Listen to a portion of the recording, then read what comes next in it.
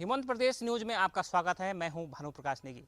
दोस्तों, आज का जो विषय है हमारा है वो है न्यूरोलॉजी, और इस विषय पर हमारे साथ वार्ता के लिए वरिष्ठ surgeon, neuro surgeon doctor Mahesh Kudiyal ji हमारे साथ मौजूद हैं। सर, सबसे पहले तो आपका स्वागत है। नमस्कार।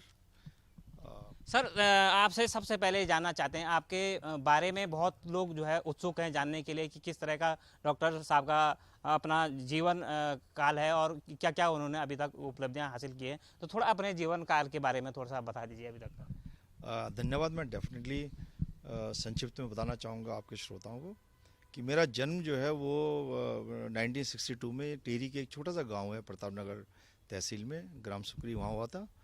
उसके बाद मेरी प्राइमरी एजुकेशन जो क्लास 1 से होती है वो 5वीं 6वीं तक मैंने देहरादून में पढ़ा है। और इंटरमीडिएट की परीक्षा, चूँकि हम लोग उत्तरकाशी में बस गए थे, तो मेरी 8 से लेकर 12 तक की जो परीक्षा, मेरी जो शिक्षा हुई गवर्नमेंट जो कॉलेज होता है वो उत्तरकाशी से हुई थी। और वहाँ पे हमारे शिक्षा का स्तर बहुत अच्छा था। मुझे गर्व इस बात में कहने का कि उतने दूर और इतने रिमोट एरिया में रहने के बाद भी, और वहाँ के जो टीचर्स हैं उन्होंने हमें इतना अच्छा पढ़ाया कि हमारा सिलेक्शन फिर मेडिकल में हो गया था। उसके बाद मैं लखनऊ जो किंग जॉर्ज मेडिकल कॉलेज है, काफ़ी माना हुआ मेडिकल कॉलेज है, फिर मैं वहाँ चला गया था। और वहाँ से मैंने पढ़ाई करी है MBBS की और MS सर्जरी की। और उसके बाद भगवान ने मुझे मौका दिया, बस मेरे पितरों का आशीर्वाद रहा मेरे साथ। मैंने फिर एक कंपटीशन दिया जिसके द्वारा फिर मेरा सिलेक्शन न्यूरो सर्जरी में, वहाँ पे एक SGPJ इंस्टीट्यूट है, काफ़ी प्रख्यात इंस्टीट्यूट है, उसमें हुआ था। और मैंने जो न्यूरो सर्जरी की परीक्षा, जो मैंने शिक्षा लिया, जो मेरी ट्रेनिंग हुई, वो SGPJ लखनऊ से हुई। डॉक्टर साहब, आप न्यूरो सर्जरी के बाद, न्यूरो सर्जरी का जो कोर्स होता है उसके बाद आप अमेरिका में सेटल हुए थे, और कुछ समय के बाद जो है वापस जो है भारत आने का आपका विचार बना। कौन सी वजह थी, कौन सी वो वजह रही है जिसकी वजह से आपको यहाँ सेवा करने का भाव आया, और जबकि अमेरिका में इतनी सुख सुविधाएँ थी? हाँ, थोड़ा मैं इसको इसमें थोड़े वो सुधार में बता दूं आपको कि हम लोग अमेरिका में हम लोग गए थे, उसमें एक फेलोशिप होती है, उसके लिए हम लोग गए थे। लेकिन ये 1995-96 की बात है वो। लेकिन वहाँ पे अपॉर्चुनिटी बहुत थी। वहाँ पे जो जिस डिपार्टमेंट में हम लोग काम करते हैं उन्होंने कहा आप यहाँ रुकना चाहें रुक जाएँ, और इमीडिएटली वो नौकरी दे रहे थे। हम लोग 2-3 हफ्ते हम लोग वहाँ पे रहे। उसके बाद फिर चूँकि मुझे पता था कि मेरा जो एक कर्तव्य है मेरे पहाड़ की तरफ, अगर मैं वहाँ से छोड़ दूंगा और मैं वहाँ नहीं जाऊँगा तो वहाँ फिर वो इस सेवा से वंचित रह जाएंगे। तो चूँकि मन में पहले से था, मैं दिल्ली में भी नौकरी कर सकता था, बॉम्बे भी जा सकता था। बॉम्बे में मुझे जॉब मिल गया था उस समय। जिस समय मैंने पास आउट किया उसमें पूरे भारत में 400 न्यूरोसर्जन थे, और 400 में से आप समझ लीजिए कि अधिकतर 100 दिल्ली में होंगे, 100 ऐसे बॉम्बे में होंगे, कैलकाटा है, मद्रास, इन्हीं शहरों में होंगे। और मैंने जब देहरादून आने की सोची उस समय पूरे मेरठ से लेकर और आप समझ लीजिए शिमला तक 60-70 लाख की पॉपुलेशन उस समय रहेगी, कोई न्यूरोसर्जन नहीं था। तो मुझे था कि नहीं, मुझे पहाड़ में जाना है और वहाँ पे सेवाएं देनी। तो इसलिए मैं लौट के वापस आया हूँ। अमेरिका में मुझे नौकरी मिल गई थी और ऑफ़र हुआ था, लेकिन मैंने वो किया नहीं, मैं वापस आया था। डॉक्टर साहब, अब आपके विषय पे आते हैं और आपसे जान लेते हैं कि अक्सर लोगों को पता नहीं होता है कि ये न्यूरो सर्जरी क्या होती है, न्यूरोलॉजी क्या होती है। थोड़ा उसके बारे में ब्रीफ कीजिए आप। देखिए, न्यूरोलॉजी मीन्स न्यूरॉन्स, जो हमारी जो ब्रेन की सेल्स होती हैं उनको हम न्यूरॉन्स कहते हैं, और उनकी स्टडी को हम न्यूरोलॉजी कहते हैं। ये नर्व्स की जो सेल्स होती हैं वो ब्रेन में भी होती हैं, स्पाइनल कॉर्ड में होती हैं, और हमारी जो हाथ और पैरों की नसें जिनको नर्व्स कहते हैं उनकी, वो भी न्यूरॉन से बनी होती हैं। तो इनकी जो हम लोग स्टडी करते हैं उसको स्टडी ऑफ न्यूरोलॉजी कहते हैं। उसका साइंस है न्यूरो जो सेल्स हैं वो, जो कि ब्रेन अधिकतर उसी और हमारी नर्व्स उसी से बनी होती है, इसको हम न्यूरोलॉजी कहते हैं। तो न्यूरोलॉजी में फिर उसके पार्ट हैं। एक आपने सुना होगा न्यूरो फिजिशियन, फिर सुना होगा न्यूरो सर्जन। इन दोनों को मिला के हम कहते हैं न्यूरोलॉजिस्ट कहते हैं। हम न्यूरोलॉजिस्ट है जो न्यूरो के विषय में जानता है या उसकी शिक्षा ली है। न्यूरो फिजिशियन लोग होते हैं जो बेसिकली दवाएं, जैसे आपने देखा होगा MD मेडिसिन, जो मेडिकल डॉक्टर होता है मेडिसिन, और MS सर्जरी होता है, वो सर्जन करता है। तो सर्जन है यूजुअली वो लोग सर्जरी भी करते हैं, सर्जिकल जो भी बीमारियां होती हैं, चाहे ब्रेन ट्यूमर है, हेमरेज है, सर की चोट है, स्पाइन की चोट है, उसका जो इलाज करते हैं वो न्यूरो सर्जन होते हैं। और बाकी और बीमारियां जैसे सर दर्द आपने देखा होगा, मिर्गी हैं, जिनमें कि सर्जरी की ज़रूरत नहीं, उसमें न्यूरो फिजिशियन करते हैं। तो ये एक बेसिक है कि ब्रेन की बीमारियाँ, स्पाइनल कॉर्ड की बीमारियां और पेरिफेरल नर्व्स। कई लोग इसमें बहुत कंफ्यूज करते हैं। कई लोग हमारे पास आते हैं कि साहब जो जो खून की नसें हैं उसका भी आप इलाज करते हैं। हम कहते हैं नहीं, खून के नस का वाला जो वो वेन्स और आर्टरीज होती हैं उनका अलग होता है। हम नर्व्स के डॉक्टर होते हैं, जो न्यूरोलॉजिस्ट होता है वो नर्व्स का डॉक्टर होता है।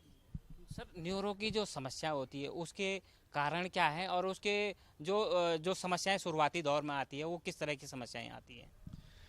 देखिए, उसमें डिपेंड करता है कि आपको न्यूरो की बीमारियां, ऐसा नहीं कि एक ही बीमारी है जिसका मैं आकर, अगर माना हम कहें न्यूरो में बहुत सी जो बीमारियां हैं जो कि जन्म से होती हैं। कई बीमारियां हैं जो जिनको हम कहते हैं एक्वायर्ड है, जो मतलब जन्म होने के बाद आपको आई है। वो उसका कई सारे कारण, सपोज आप, मैं एग्जांपल दूं आपको, मिर्गी का दौर है। देखिए, बहुत कॉमन है, सब लोग उसको जानते हैं, समाज में पता है उसके बारे में, लेकिन उसके बारे में मिस इन्फॉर्मेशन बहुत ज़्यादा है। तो मिर्गी जो है, हम कहें तो 10% 15% लोगों में परिवार से भी वो इनहेरिट कर सकते हैं, अपने माँ बाप से, अपने मैटरनल अंकल से, पैटर्नल अंकल से भी आ सकती है। और कुछ लोगों में एक्वायर्ड होती है, जो आपने देखा होगा आजकल जो सिस्टिक सर्कोसिस है, जो आपने देखा होगा कि गोभी के, लोगों ने बहुत कॉमन भाषा में कहा जाता है कि गोभी की जो फूल है उसके पत्तों से जो कीड़े जाते हैं, तो सिस्टिक सर्कोसिस है, वो एक्वायर्ड आपने लिए। उसी तरह से टीबी है जो एक्वायर्ड होती है, ब्रेन की टीबी होती है, उसकी वजह से एपिलेप्सी आती है। ब्रेन ट्यूमर है उसकी वजह से एपिलेप्सी आती है। चोट सर में लगे उसकी वजह से एपिलेप्सी आती है। तो मिर्गी हम कहने का मतलब एक सिंड्रोम है। किसी को दौरा आता है, वो कारण क्या उसका अनुवांशिक कारण है, जेनेटिक कारण है, वो बहुत कम लोगों में होता है। और यूजुअली वो बच्चे होते हैं 10-12 साल के, उससे कम के होते हैं। बड़े अगर आदमी में किसी में मिर्गी का दौरा आता है तो डेफिनेटली कुछ कारण होना चाहिए उसका। तो एक तो मिर्गी का कारण। वैसे ही ब्रेन ट्यूमर्स हैं, कई ऐसे ब्रेन ट्यूमर्स हैं, 90% ब्रेन ट्यूमर को कोई कारण नहीं होता। जैसे आपने देखा होगा कि लंग्स में है, लंग का कैंसर है, सबसे पहले डॉक्टर पूछता है क्या स्मोकिंग तो नहीं करता था। उसका कारण आपको पता है कि हाँ, स्मोकर्स में ज़्यादा होता है। ऐसे मुंह का कैंसर है, वो गुटखा खाने वाले में ज़्यादा होता है। लेकिन अनफॉर्चुनेटली ब्रेन का जो कैंसर है, ट्यूमर है, उसका अभी तक कारण नहीं पता चल पाया कि वो किसी के अंदर भी हो सकता है। तो वो एक ऐसा फैक्टर हम नहीं कह सकते कि कोई रिस्क फैक्टर उसके लिए है। तो वो डिनोवो अपने आप से हो सकता है किसी के अंदर। तो जो न्यूरो की बीमारी आपने मुझसे पूछा कि कारण क्या है, डिपेंड करता है कि बीमारी की। चोट है तो चोट लगने का कारण उसका होगा। ब्रेन हेमरेज अगर किसी, आपने बहुत कॉमनली सुना होगा, तो उसका अधिकतर कारण हाई ब्लड प्रेशर होता है, स्मोकिंग होता है, ओबेसिटी होता है, मोटापा हो गया, तो ये इसका कारण ब्रेन हेमरेज का कारण होता है। डॉक्टर साहब, जब इस तरह की समस्याएं आती हैं, माना मिर्गी के दौरे आने शुरू हुए हैं या शुरुआती लक्षण जो है इसके हुए हैं, जो न्यूरो कहा जाता है, न्यूरोलॉजी कहा जाता है जिसको, तो उसमें क्या आवश्यक है कि क्या मरीज को क्या करना चाहिए सबसे पहले? देखिए, मैं वैसे कह सकता हूँ कि हर बीमारी में, चाहे न्यूरोलॉजी की हो, चाहे हार्ट की हो, चाहे पेट की हो, अगर आप शुरुआती दौर में उसको पकड़ लें और उसका प्रॉपर इलाज कर दें तो आप कंट्रोल आपका ज़्यादा अच्छा आएगा। आप बीमारी आपकी जल्दी कंट्रोल में आ सकती है, आप जल्दी बीमारी फ्री लाइफ जी सकते हैं। जितना आप उसमें देर करेंगे तो वो बॉडी रिफ्रैक्टरी होती रहती है। जब और माना किसी मरीज को दौरा आता है, पहले दूसरे के बाद वो डॉक्टर के पास जाता है, तो दवाइयों के काम करने की संभावना बहुत ज़्यादा होती है। ऐसे हमने कई बच्चे देखे हैं जिनके माँ बाप बताते नहीं हैं, और वो जब उनको 5 साल हो चुके होते हैं, बार बार मिर्गी के दौरे आ चुके होते हैं, तब वो इलाज के लिए आते हैं, तो उनके अंदर उन दवाई की इफेक्टिवनेस थोड़ा कम होती है। तो आप जितनी जल्दी आप डॉक्टर के पास जा सकें और अपना इलाज शुरू कर सकें, वो हर चीज़ में संभव। अगर ब्रेन ट्यूमर में आप अर्ली स्टेज में आ जाए, जब छोटा है तो उसका ऑपरेशन उतना ईजी होता है। ब्रेन ट्यूमर जब बहुत बड़ा हो जाएगा, ब्रेन के अंदर आपने देखा होगा हर जगह इंपॉर्टेंट होती है, वो किस जगह फैल रहा है, जितना आप देर करेंगे उतना ज़्यादा फैलेगा, तो ऑपरेशन थोड़ा मुश्किल होगा। तो अर्ली स्टेज में आए, अपने सिम्टम, जैसे सिम्टम क्या होते हैं, मिर्गी तो मिर्गी है, कोई भी देख के बता देगा। लेकिन अगर आपको सर दर्द है और सर दर्द आप इग्नोर कर रहे हैं उसको, आपको लगा कि सुबह सो के उठ रहा हूँ, सर दर्द है, सर दर्द के साथ में उल्टी करने का मन करा, तो डेफिनेटली हर सर दर्द ब्रेन ट्यूमर की वजह से नहीं होता। आजकल सर दर्द का कारण माइग्रेन है, टेंशन है, हाई ब्लड प्रेशर है, लेकिन डेफिनेटली एक बार डॉक्टर की सलाह जरूर ले लें कि हो सकता है ये ब्रेन ट्यूमर की शुरुआत हो।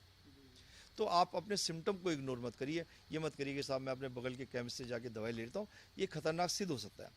साथ में मैं ये भी नहीं चाहता हूँ कि आप हर सर दर्द के लिए आप न्यूरोलॉजिस्ट के पास जा रहे हैं।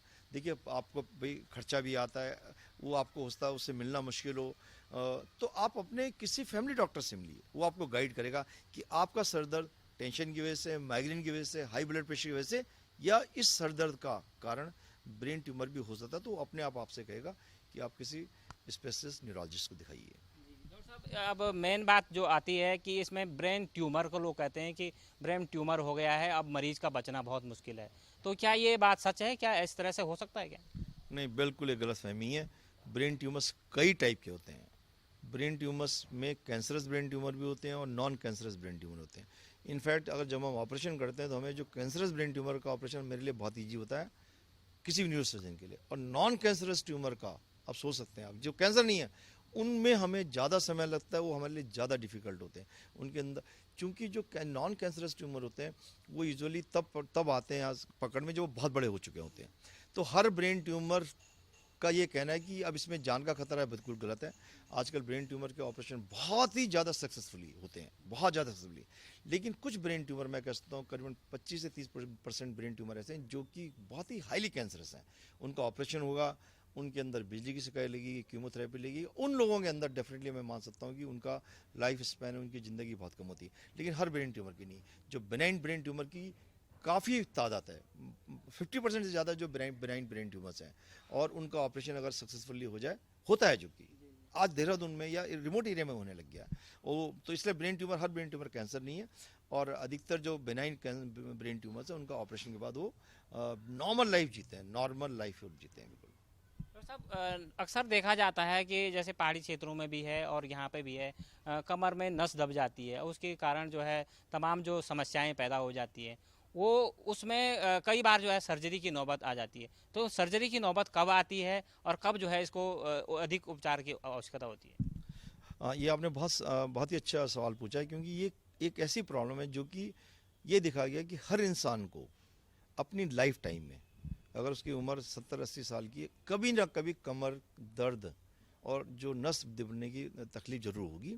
पर ये इतनी कॉमन बीमारी है कि 90% लोगों का ये अपना लोकल डॉक्टर से इलाज करने से या बेड रेस्ट करने से या लोकल सेक करने से 90% लोग धीरे धीरे ठीक हो जाते हैं। 10% ऐसे लोग होते हैं जिनकी कमर दर्द की वजह से तो बहुत सारे कारण हैं।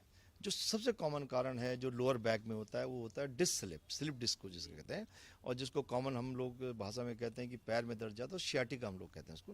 ये स्लिप डिस्क भी बहुत कॉमन बीमारी है, और इसका उपचार 90% लोग, देखो मैं फिर कह रहा हूँ, 100 में से 90% लोगों में दर्द की दवाई खा के, बेड रेस्ट करके, थोड़ा एक्सरसाइज, फिजियोथेरेपी करके ठीक हो जाते हैं। 10% ऐसे लोग हैं जिनका कि काफ़ी सीवियर कंप्रेशन होता है, और उन लोगों के अंदर कुछ लोगों को ऑपरेशन की ज़रूरत पड़ती है। लेकिन कुछ 2 लक्षण ऐसे हैं जिसमें कि मरीज को ऑपरेशन डेफिनेटली करा लेना चाहिए। वो है कि अगर उनको पंजे में या पैर में कमजोरी आ जाए, सपोज वो कहे कि साहब मैं अपनी चप्पल नहीं पहन पा रहा हूँ, या मैं सीढ़ी नहीं चढ़ पा रहा हूँ, मेरा पंजा नहीं काम कर रहा, तो वो तो एब्सोल्यूट इंडिकेशन हम कहते हैं। और दूसरा ये कि अगर किसी को पेशाब और लैट्रिन में प्रॉब्लम आ जाए, देखिए आपको डिस्क स्लिप होती है, अगर उसने दोनों तरफ की नस दबा दी तो पेशेंट पेशाब नहीं कर पाता है, वो पेशाब उसकी टपकने लगती है, और इसको हम मेडिकल इमरजेंसी कहते हैं। उसका ऑपरेशन उसी दिन होना चाहिए आइडियली। दर्द क्योंकि अधिकतर लोग दर्द की वजह से परेशान रहते हैं, हम दर्द का मरीज पे छोड़ते हैं। हर आदमी की सहने की क्षमता अलग होती है, आप सह सकते हैं, आपको ऑपरेशन कराने की कोई ज़रूरत नहीं।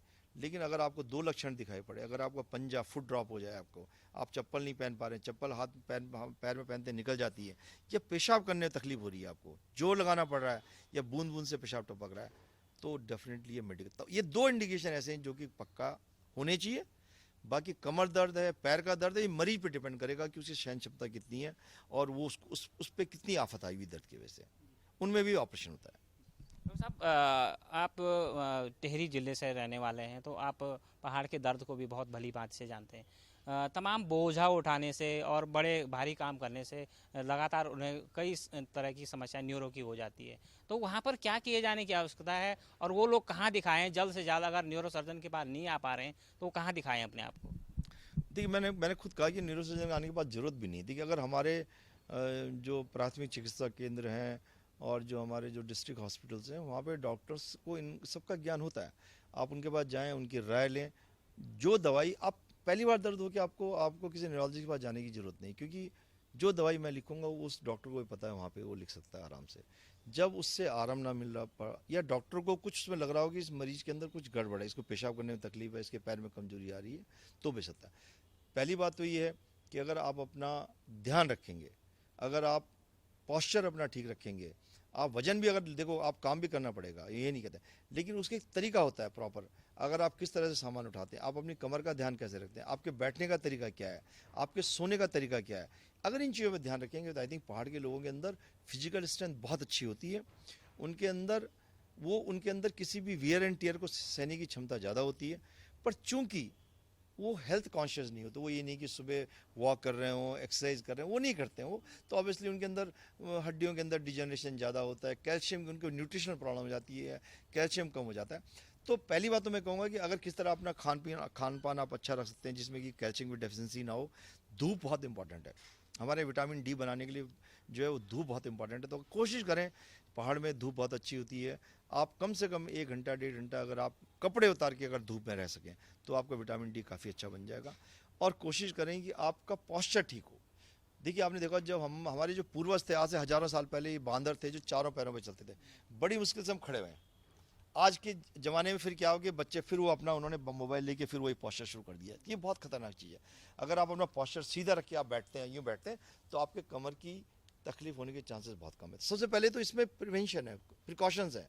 अगर आप अपने शरीर का मिसयूज़ ना करें, और अपने बैठने का पोस्चर है, आपके अपने सोने का पोस्चर है, आपके आपको मोटापा नहीं होना चाहिए। जिन लोगों की तोन ज़्यादा होती है उनके उनके बैक में प्रॉब्लम होने की ज़्यादा चांसेस रहते हैं। तो अगर इन सब का ध्यान रखें तो 90% आपको प्रॉब्लम होगी नहीं। अगर होती है, आप पहले अपने जो जो फैमिली फिजिशियन है या आपके जो सरकारी डॉक्टर उनको दिखाइए, और वो अगर आपसे कहते हैं कि नहीं आपको किसी जांच की ज़रूरत है या डॉक्टर को दिखाने, स्पेशलिस्ट को दिखाने की ज़रूरत है, तो आप न्यूरोलॉजिस्ट को दिखाएं। डॉक्टर साहब, इसमें एक बहुत अलग कॉमन समस्या आ जाती है कि लोगों को अक्सर जो है ब्रेन हेमरेज हो जाता है। और ब्रेन हेमरेज की समस्या क्या है, इसके कारण क्या है, और ब्रेन हेमरेज ना हो इसके लिए क्या किया जाना चाहिए? देखिए बहुत ही मतलब इनफैक्ट मैं कभी कभी सोचता हूँ कि ये इतना कॉमन हो गया है। मैं आपको बताऊँ भानु जी कि मैं मतलब एट एक गिवन समय में कहूँ, आज के दिन आप मेरे पास कम से कम 10 ब्रेन हेमरेज के पेशेंट एडमिट होंगे। अब आप सोच लीजिए यहाँ देहरादून में इतने न्यूरोसर्जन न्यूरोलॉजिस्ट अब हो गए हैं, जॉली ग्रांट है, महेंद्र इंद्रेश है, प्राइवेट अस्पताल हैं, एम्स है, कितने मरीज होंगे जो ब्रेन हेमरेज से सफ़र कर रहे हैं। ये बीमारी मैं बहुत ज़्यादा देख रहा हूँ, इस वजह से चिंता भी होने लगी है कि पहले हम जब आते थे, जब मैं 94 में आया था, तो शायद महीने में 2 या 4-5 केसेस ब्रेन हेमरेज के देखने को मिलते थे। ऑब्वियसली पॉपुलेशन बढ़ी है, कुछ रिवर्स फ्लो हुआ है, जो हमारे यूपी के एडजेसेंट एरिया के लोग हैं वो अब यहीं देहरादून को प्रेफर करते हैं, यहाँ पे आने को प्रेफर करते हैं, तो उससे भी हो सकता है। लेकिन फिर भी जो नंबर हम देख रहे हैं वो काफ़ी चिंताजनक है। उसका कारण क्या है कि हमारी लाइफ स्टाइल। ब्रेन हेमरेज का सबसे कॉमन कारण वो है हाइपरटेंशन, जो कि ट्रीटेबल है और जो कि प्रिवेंटेबल है, जिसको कि आप रोक सकते हो। हाइपरटेंशन क्यों होता है? हमारी लाइफ स्टाइल से हम हरी भरी हम रहते हैं, टेंशन करते हैं हर समय, और मोटापा बढ़ गया है, स्मोकिंग है, हमारे खाने का जो बाहर का जो फास्ट फूड है, ये सब जो है हाइपरटेंशन का कारण है। जेनेटिक 5% 10% होता है कि आपके पेरेंट्स होंगे उनके वजह से आ जाए। अधिकतर हाई ब्लड प्रेशर हमारे जो अधिकतर हाई ब्लड प्रेशर हमारी जो लाइफ स्टाइल है उसकी वजह से है। तो अगर हम अपनी लाइफ स्टाइल रखें, और बीपी हम रेगुलरली, अगर आपको हो गया है तो आप इलाज कराइए उसका। अगर आपको बीपी हो गया तो ये नहीं कि उसका इलाज कराएंगे कंट्रोल रहेगा, 90% चांस नहीं होंगे आपको। तो most common cause high blood pressure है। और दूसरे और कोई कारण होते हैं जिसमें आपका बस नहीं है। देखिए अगर वो किसी एनर्जिज्म की वजह से ब्रेन के अंदर कोई ईवीएम वगैरह है जो कि खून की नसों के गुच्छे होते हैं, वो आपके बस में नहीं, वो आपका लक है। पर 90% कारण आप प्रिवेंट कर सकते हैं जो हाई ब्लड प्रेशर वाला है। तो अपना ध्यान रखिए, अपने खान पान का ध्यान रखिए, व्यायाम करिए। और अगर आप बीपी आपको होता है 40 साल के बाद अगर है, आपको बीपी चेक करा लेना चाहिए डेफिनेटली। अपना कोलेस्ट्रॉल चेक कराइए, अपना बॉडी वेट देखिए ज़्यादा ना बढ़े। तो ये अगर आप इनका ध्यान रखें तो ब्रेन हेमरेज होने की संभावना कम है। डॉक्टर साहब, आजकल एक कॉमन समस्या जो बच्चों में आ रही है, और अब तो जब से डिजिटल आया है, मोबाइल और ये बड़े फ़ोन आए हैं, तो उससे जो है लाइफ स्टाइल बहुत ज़्यादा ख़राब होने बैठ गई है, और बच्चों में ये बहुत ज़्यादा समस्या होने बैठ गई है कि वो झुक के बैठते हैं और उनका लाइफ स्टाइल, बैठने का तरीका सही नहीं है, सोने का तरीका सही नहीं है। तो इससे भी क्या न्यूरो की समस्या हो जाती है? बहुत ज़्यादा। ये तो इतनी चिंता की बात है कि संभव हमारा ध्यान नहीं है इस चीज़ के ऊपर। ये जो आजकल डिजिटल वर्ल्ड हो गया, इसने तो आई थिंक बच्चों का बचपन भी ख़त्म कर दिया है। उनकी जो एक फिजिकल एक्टिविटी होती है वो बिल्कुल जीरो है। उसके ऊपर माँ बाप का इतना प्रेशर है फर्स्ट आने का कि सुबह ट्यूशन, दिन में ट्यूशन, स्कूल से आने के बाद ट्यूशन। आई थिंक अगर हम देखें तो हमारे देश में या हमारे समाज में, चाहे पूरे वर्ल्ड में, ये प्रॉपर, लेकिन जो वेस्टर्न कंट्रीज़ हैं उन्होंने अब रियलाइज़ कर लिया है कि ये मोबाइल हमारे बच्चों के अंदर बड़ी बड़ी बीमारियां पैदा कर रहे हैं। वो लोग डिप्रेशन में चले जाते हैं, वो इतना एडिक्शन हो गया है मोबाइल की, उसके बिना रह नहीं पाते हैं। मोबाइल ना हो तो वो रेस्टलेस हो जाते हैं, पॉस्चर आपका ख़राब हो रहा है, स्पॉन्डिलाइटिस बहुत ज़्यादा होने लगती है पेशेंट को, कमर का स्लिप डिस्क बहुत ज़्यादा होने लगती है, मोटापा बहुत आने लग गया मोबाइल के साथ में। जिस बच्चे को मोबाइल का उसको शौक है, ऑब्वियसली वो फास्ट फूड के लिए भी उसका उतना ही हो रहता है। तो इस डिजिटलाइजेशन की वजह से जो कंप्यूटर युग आया, 10% लोगों को फ़ायदा हुआ, समाज का फ़ायदा हुआ, इतने बड़े ऐप्स बने, आज हम लोग बात कर रहे हैं, ये कल टेलीकास्ट हो जाएगा, ऑब्वियसली इसके फ़ायदे होते हैं, लेकिन नुकसान बहुत ज़्यादा है जो कि लॉन्ग टर्म में हमें सोचना पड़ेगा इसके बारे में। इसमें मतलब इसमें रेगुलेशन सरकार तो क्या, पर हमें समाज को जागना पड़ेगा। अगर हमारा बच्चा है तो हमें पता है उसका, जैसे पहले ज़माने होता है कि आपको टीवी टाइम, बेटा आपका 8:30 से 9 बजे तक आप टीवी देखो, वैसे ही मोबाइल टाइम भी होना चाहिए। मोबाइल अपने में एक बहुत बड़ी बीमारी है और इसके बारे में डेफिनेटली समाज को सोचना चाहिए।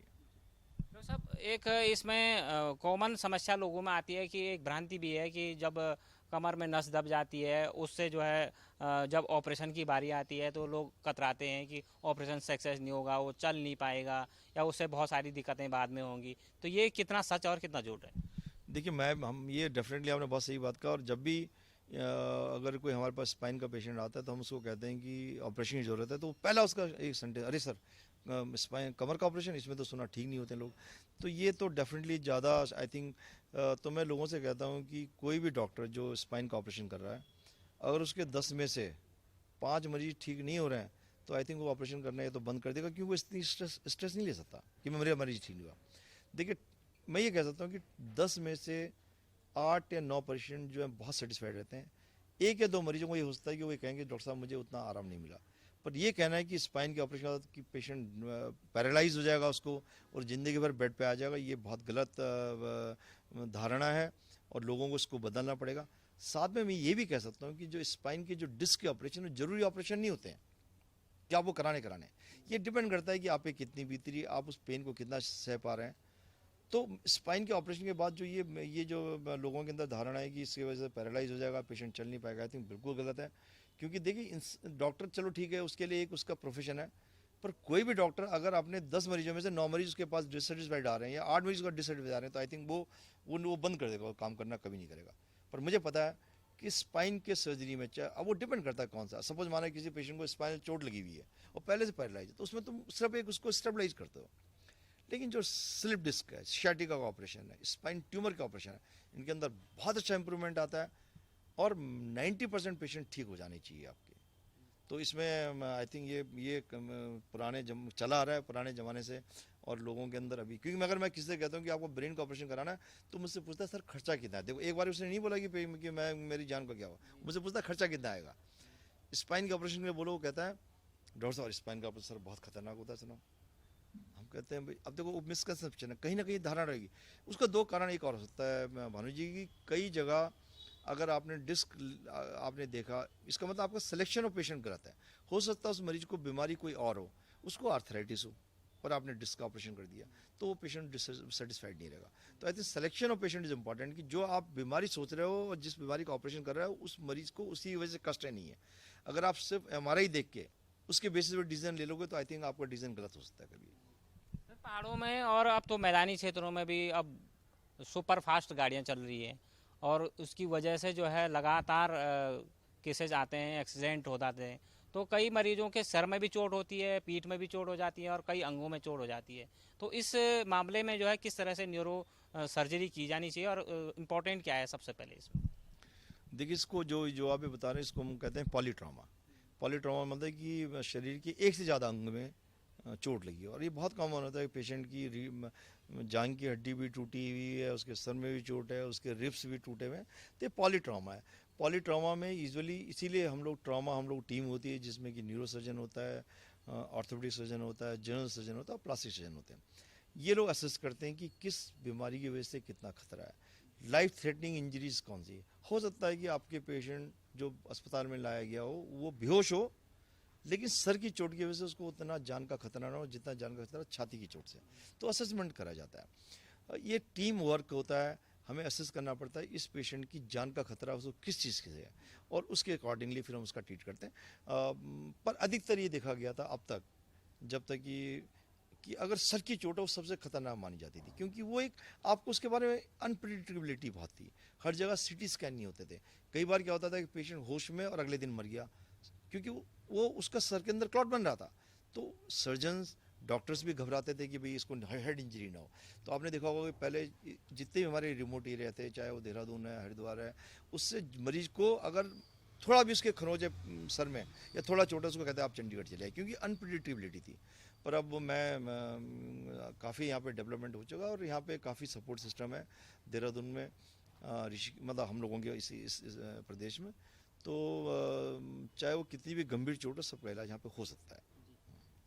डॉक्टर साहब, अब सर के दर्द की बात आती है, आपने पहले भी बताया है उसमें, लेकिन सर दर्द आजकल बहुत ज़्यादा कॉमन हो गया है, तो उसमें क्या अन्य दवाइयाँ जैसे बिना डॉक्टर की सलाह के लेने से अगर मरीज को तकलीफ कम हो रही है या बहुत दिनों के बाद हो रही है, तो ये क्या सही माना जाएगा इसमें? देखिए मैं थोड़ा दुख भी इस बात का हमारे हमारे को है, थोड़ा इस चीज़ का दुख है कि जो ब्रिटेन और इंग्लैंड जैसे जो इतने विकसित देश हैं, वहाँ पे अभी भी फैमिली फिजिशियन का कॉन्सेप्ट है। जो मरीज होता है वो पहले वो किसी न्यूरोसर्जन के पास नहीं जा सकता या किसी बड़े पेट के डॉक्टर के पास नहीं जा सकता। अगर उसको पहले है तो पहले उसको फैमिली फिजिशियन के पास जाना पड़ेगा, और जब उसको लगता है तभी वो रेफ़र करता है। पर इस जो हमारा सिस्टम है उसकी कुछ कुछ उसकी अच्छाइयाँ भी है। मैं मानता हूँ कि मरीज वहाँ पे देखिए, अगर आपको न्यूरोसर्जन अपॉइंटमेंट ले तो 3 दिन 4 महीने लग जाते हैं, उसमें कई मरीजों की जान भी चली जाती है। वो सिस्टम बहुत अच्छा नहीं है। पर लेकिन फिर हर मरीज का स्पेशलिस्ट जाना भी मुश्किल है। तो अगर आपको सर में दर्द है तो मैं तो अभी भी कहूँगा कि पहले आपने किसी क्वालिफाइड डॉक्टर दिखाई, जो आपके मोहल्ले में, आपके फैमिली में, आपके पास के क्लिनिक में उनको दिखाइए। और अगर आप उन डॉक्टर को लगता है किसी जांच की ज़रूरत है तो जांच कराइए। कोई दवाइयों से नहीं आराम मिलता तो ऑब्वियसली आप अपने से भी जा सकते हैं। सर दर्द के 90% 80% कारण तो भानु जी बेसिकली माइग्रेन है, टेंशन हेडेक है और हाई ब्लड प्रेशर है। ये 3 चीज़ें डेफिनेटली एक्सक्लूड कर देनी चाहिए। और आजकल आप लेडीज़ जितनी भी आती हैं अधिकतर उनको टेंशन हेडेक ज़्यादा रहता है। तो आजकल हर आदमी को वर्क टेंशन है, अपना प्रोफेशन में टेंशन है, आप जॉब पे जाते हैं वहाँ वर्क प्रेशर है, घर पे आते हैं घर में और प्रेशर्स हैं। तो टेंशन हेडेक बहुत कॉमन है। इसका इलाज दवाई से भी किया जाता है और कई बार बातचीत से भी होता है। अगर हम किसी पेशेंट को एश्योर कर दें कि आपकी बीमारी कोई खतरनाक बीमारी नहीं है, आपको ऐसी कोई बीमारी नहीं जिसकी आपको जान को खतरा है, तो कई लोग कहते हैं डॉक्टर साहब आपने इतना कह दिया, अब मुझे किसी दवाई की जरूरत नहीं है। तो रीएश्योरेंस बहुत जरूरी है। उस मरीज को ये उसको बिलीव कराना, उसको ये विश्वास दिलाना कि तुम्हें कोई खतरनाक बीमारी नहीं। वरना अगर आप मरीज आपके मेरे पास आया और मुझे पता है इसको कोई बीमारी नहीं है और फिर भी मैं दवाई लिखता रहूँ, तो वो बेचारा उन दवाई के चक्कर में ही घूमता रहेगा, फिर दूसरे को दिखाया थी। तो एक पेशेंट, ऐसे पेशेंट से बात करके और उनकी, और जो 10% जो एटिपिकल हेडेक है उसमें आई थिंक आपको स्पेशलिस्ट पास जाना पड़ेगा। आपको सीटी स्कैन हमारी कराने की जरूरत पड़ सकती है। तो वो असेसमेंट मरीज को भी लग जाता है कई बार, और कई बार आपको जो फैमिली डॉक्टर वो आपको डायरेक्ट कर देता है इसके बारे में। डॉक्टर साहब, जैसे कमर दर्द की समस्या आम होती है, तो क्या ये भी न्यूरो के सिम्टम्स हैं?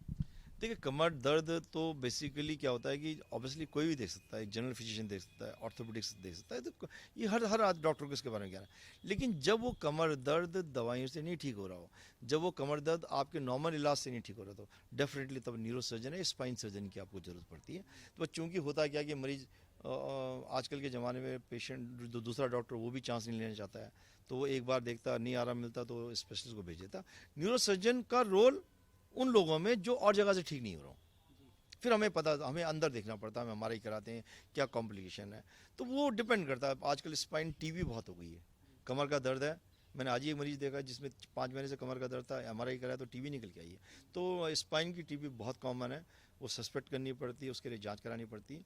और न्यूरो सर्जन या न्यूरोलॉजिस्ट को या स्पाइन सर्जन को यूजुअली उनके पास वो केस आने चाहिए जो कि नॉर्मल चीज़ से ना ट्रीट हो पा रहे हैं या जिनकी बीमारी कंट्रोल में ना आ पा रही है। डॉक्टर साहब, अपने जो दर्शक हैं जो आपको बहुत प्रेम करते हैं, बहुत दूर दूर से आपके पास आते हैं और आपकी एडवाइस लेते हैं, आपकी सलाह पर वो बहुत विश्वास करते हैं, उनके लिए क्या कहना चाह रहे हैं?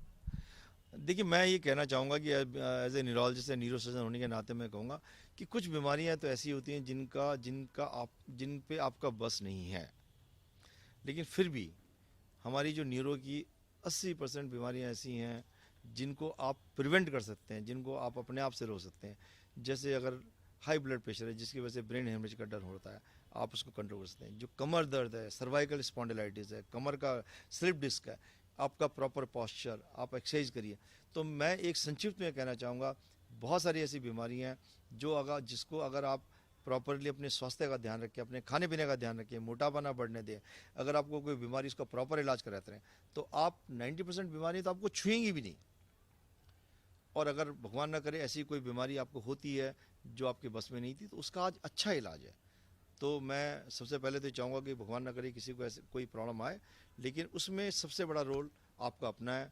अपने स्वास्थ्य का ध्यान रखिए, अच्छा खाइए पिए और अपनी हेल्थ का। दोस्तों ये थे हमारे साथ वरिष्ठ neuro surgeon doctor Mahesh Kudiyal, जो वर्तमान समय में CMI अस्पताल में अब कार्यरत हैं, जिनका साफ तौर पर कहना है कि आप अगर अपने शरीर का ध्यान रखते हैं, उठने बैठने का ध्यान रखते हैं और जो डिजिटल दुनिया हो गई है आजकल, मोबाइल हो गया है, उससे थोड़ा दूरी बना के रखते हैं, तो आप निश्चित तौर पर रोज़ाना स्वस्थ रहेंगे। तो दोस्तों फिर मिलते हैं एक नए वीडियो के साथ, तब तक के लिए जय हिंद।